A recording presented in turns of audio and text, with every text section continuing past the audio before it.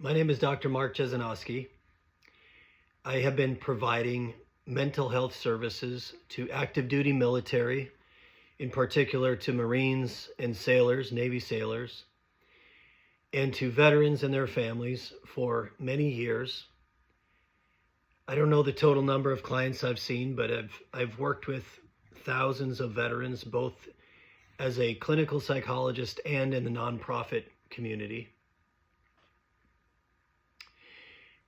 I became credentialed to provide mental health services to active duty military and to retired veterans through an entity called TRICARE. For those that don't know, TRICARE is like the insurance company for the Department of Defense. So the Department of Defense has something called the Defense Health Agency. And the Defense Health Agency empowers a third party corporate entities in the civilian sector to manage and disperse the healthcare services for our military and our veterans, our retired veterans.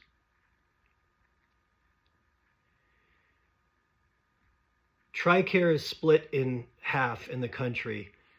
The eastern half of the U.S., I believe it's about 24 states, is operated primarily by a company called Humana. And on the western half of the United States, in 26 states, what is called the TRICARE West region, it has been operated by Health Net Federal Services for many years, I believe about a decade. I became credentialed, meaning I jumped through a whole bunch of hoops for many months to become a credentialed psychologist with TRICARE, managed by Health Net Federal Services.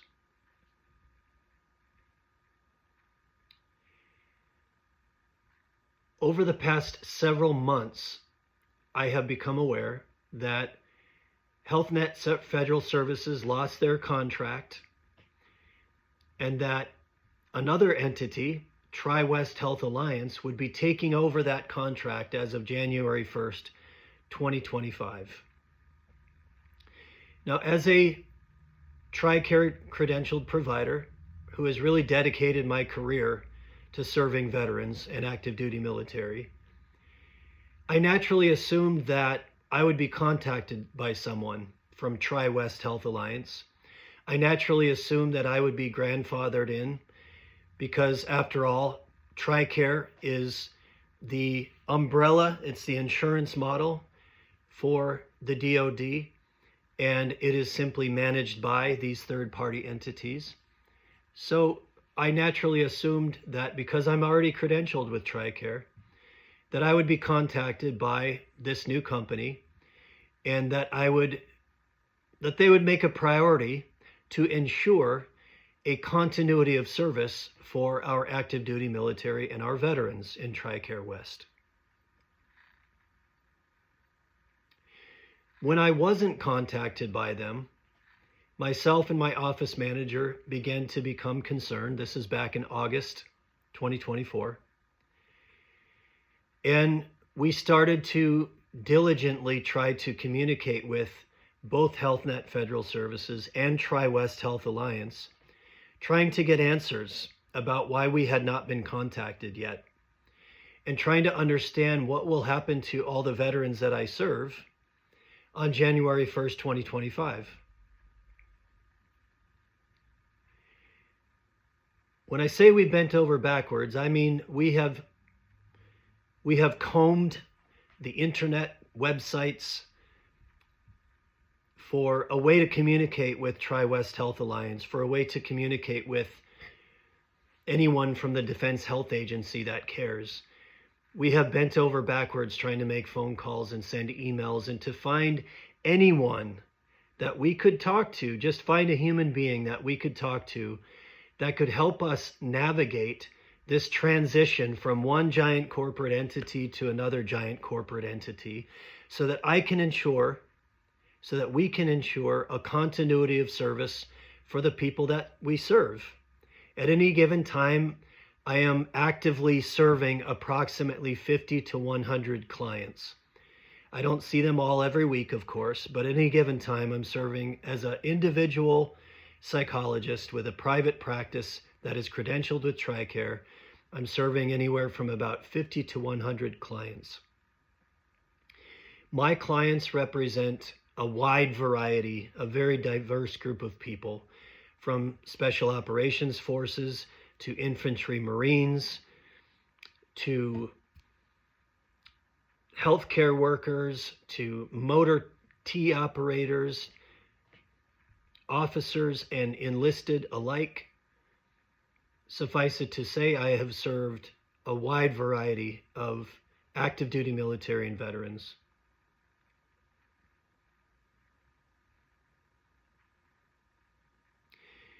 The clients that I serve, specifically, most of them specifically seek me out because they have been referred to me by their colleagues because of the work that I do, because I've dedicated my life to this work.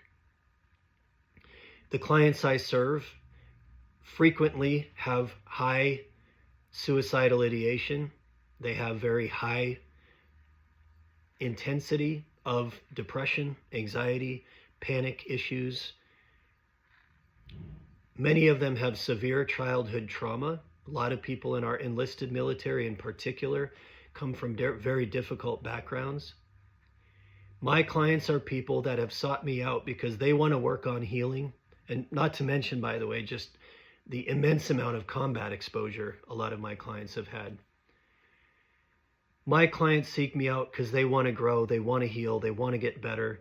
They are actively seeking services so they can improve their lives, so they can salvage their marriages, so they can salvage and grow their relationships with their children, so they can grow through their trauma.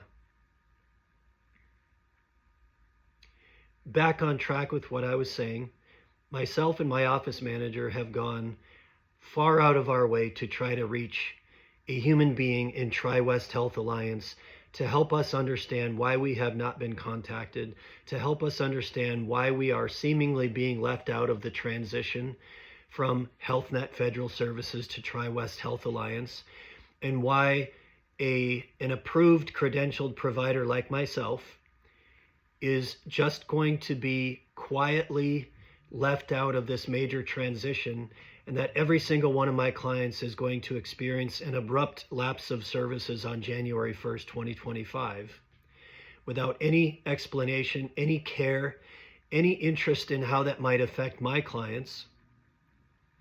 Now, by extension, I assume that I am not alone in this. I assume that there's thousands of providers that are going to be affected by this. I assume that there's tens of thousands of service members and veterans and their families that are going to be affected by this. As far as I can tell, they were going to allow me to figure this out after January 1st. If I was going by my personal experience, had I not started doing homework, had I not started doing research to figure out what's going on, I would have continued to schedule my clients into 2025, assuming naturally that I'm a TRICARE provider. And I would have only found this out when my billing would not have been reimbursed. And my clients would have only found this out when they could no longer legally see me, because I would no longer be considered a TRICARE provider through Tri-West Health Alliance. To me, this is unconscionable. To me, this is unethical.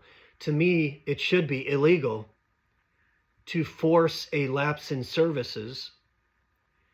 Now, to make this more complex and more ludicrous, they portray themselves on their website. They portray themselves to the public. They have portrayed through communications with veterans and people like me that this is going to be a seamless transition, that we pride the service that we give our veterans.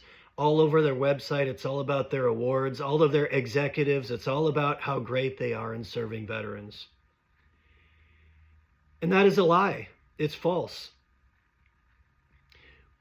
When I explain to my clients, those clients that I've had the opportunity to sit down with and explain to them that on January 1st, I'm going to have to discontinue services with them, even though none of it has been explained to me or communicated to me. I'm just reading between the lines and making preparations for changing and adapting my entire career. But when I talk to a variety of veterans about this, none of them are surprised. All of them have experienced this before. All of them say, you know what, I'm mad about it, I'm sad about it, I'm really frustrated by it. I value our relationship, but I'm not surprised. The clients I serve, most of the veterans I serve, most of the active duty military I serve, display something that I would define as what we call learned helplessness. And I've talked about this many times before. Learned helplessness is a phenomenon in sociology and psychology where no matter how hard I try, no matter how much I hurt, no matter how much I scream or whimper or ask for help or act out my emotions, I will be punished, I will be denied, I will be reprimanded, I will be pathologized, and my voice will not be heard. I actually think this is a systemic problem in our country. I think it strongly helps us understand why people are reacting to this assassination of the United Healthcare CEO the way they are. A question I'd like to put out there for everyone is, how much can you deny people's voices? How much can you deny people's suffering? How much can you deny their pain? How much can you tell them, narcissistically portrayed to the public, that you care about people, that you value people, that you win awards for serving people? And how much can you force those people and put into law that those people need to participate in your business, in your system? How much can you make people participate and tell them that you care and tell them to wait in line while they're suffering, while simultaneously denying their pain, denying their suffering, denying their voice, denying their healthcare needs, watching families fall apart, watching people die, watching people unnecessarily suffer? How much do you expect people to suffer like that before they start acting out their pain, before they start acting out their suffering, before they start working through their learned helplessness and demanding something different? A massive part of the work I do with my active duty Marines and sailors and my veteran clients and their families, one part of working through trauma is working through learned helplessness. Because when you've grown up in an environment where you, as a child, you feel like no amount of crying, no amount of acting out, no amount of tears, no amount of asking people to please stop treating you that way results in any sort of proactive or positive or loving or nurturing change. And so a big part of the trauma work I do with my clients that is magnified by their adult experiences in the military, where no matter how hard they try, they feel like their voice doesn't matter. No matter how hard they try, they experience a lapse in their health care. They are forced to have a breach in their services that they don't want to have with no explanation or care. A big part of the work I do with people is working through, it's growing through learned helplessness, which is to say it's growing through their depression. It's growing through their perception that there's no point in fighting, there's no point in trying, there's no point in expressing my voice because it's not going to matter. So a big part of the work I do with people is helping them to learn to put language to better understand, to express what they're actually experiencing internally, and to begin to seek out people that actually give a shit and actually want to hear their voice and want to hear their story, to actually begin creating a circle of people, a circle of trust where they can actually grow and heal and work through things together. What is astounding to me is that people are experiencing this systemically in this country, and people naturally assume that there's no point in expressing their frustration or their anger or their suffering, because the companies, these gigantic companies that we are strangled by, that we are forced and legally forced to participate in, don't really seem to care about us at all, beyond what we can provide, beyond what we can supply. They consume off of us. Back to my particular situation.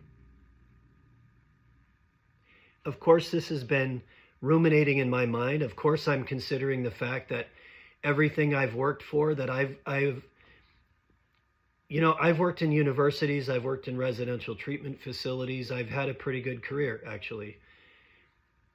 I made a great effort to direct my career towards serving veterans and serving active duty military. And of course, I have been ruminating on how am I going to adapt to this? How is it that this company that I have been credentialed with can discard me and discard the services of my clients without anyone talking about it or anyone caring about it, without any real explanation, without any care? They're just going to let us find out by accident on January 1st.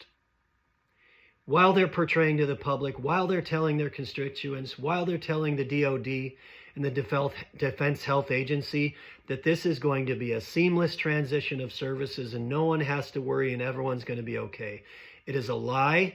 It is a manipulation. It is gaslighting. It is completely and totally unethical. It should be illegal.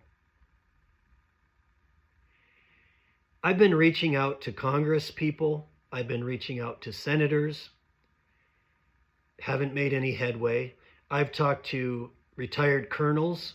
At least they will listen.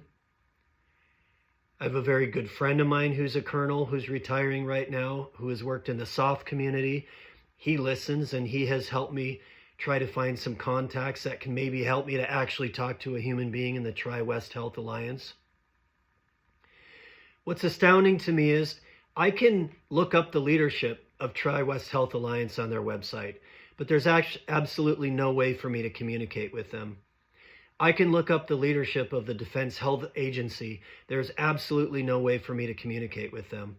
I can look up the leadership of the Department of Defense. I can look up the Secretary of Defense and the 15 or so undersecretaries or assistant secretaries.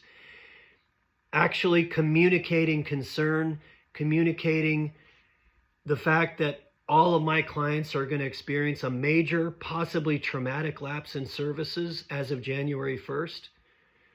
It's just crickets. I am experiencing that learned helplessness because no matter how hard I try, no matter how much I try to communicate in an eloquent, articulate, thoughtful, cogent manner to those people that I think will care, no matter how hard I try, I cannot get a reasonable human being on the phone that will help me become credentialed with Tri-West Health Alliance, even though I'm already credentialed with TRICARE.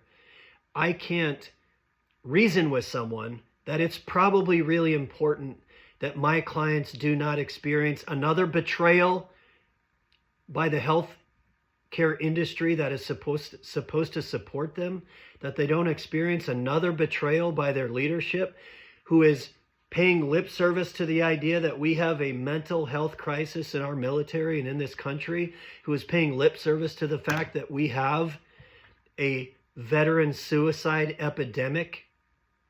It's all fucking lip service. It's all saying the right thing. It's all a narcissistic projection that we're all supposed to buy into, while they are indeed denying and delaying and defending and making people wait in line for something that should be a natural right.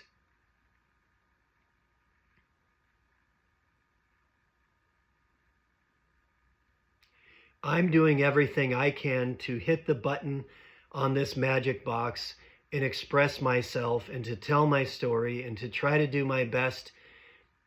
Hopefully there are people that will listen. Hopefully some of my clients are listening to this. Hopefully some of my people that care about me or my clients are listening to this. Hopefully there's some leadership listening to this. Hopefully this will make its way to someone that gives a shit, that actually has the ability to reach someone in Tri-West Health Alliance or in the Department of Defense or in the Defense Health Agency. And this isn't even something that should need explanation.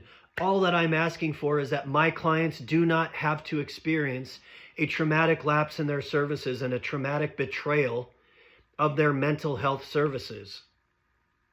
It shouldn't even be an issue. I don't think I'm alone in this. I don't think I'm the only provider affected by this. I don't think my clients are the only ones that are going to go through this. I think potentially thousands of active duty military and veterans and their families are going to be affected by this. I assume thousands of providers like me are going to be affected by this. It should not require explanation. It should not be something that just happens quietly overnight and no one does anything about it. No one cares about it. No one expresses any sort of frustration or anger about it.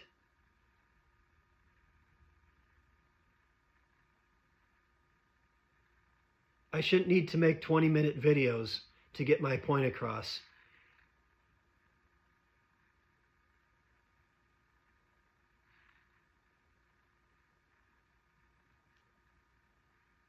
If you're watching this video, if you care about the mental health services of active duty military, if you care about veterans, if you care about their families, if you're some politician or some CEO or someone out there who actually thinks or portrays yourself to care about these people, then please help me reach someone in the Tri-West Health Alliance or in the Department of Defense or in the Defense Health Agency, and please help them understand that it should be a priority. It should be the top priority of a taxpayer-funded company that gets a multi-billion-dollar contract from the Department of Defense. It should be their absolute top priority to ensure a continuity of care for our service members and our veterans. It should be the top priority. And yet, it seems to be the last priority. In fact, it doesn't even seem to be a priority at all. This, while they are portraying that it is going to be a seamless transition and that our service members are not going to be affected by this at all. It's a fucking lie. And we should care about it. And we should demand more. And we should demand better. And a CEO should not have to get assassinated for people to actually pay attention to this shit. I hope I'm expressing myself clearly. I hope I've laid this out as clearly as I possibly can. I hope I've helped you to make some sense of this phenomenon that my clients experience and that I am experiencing.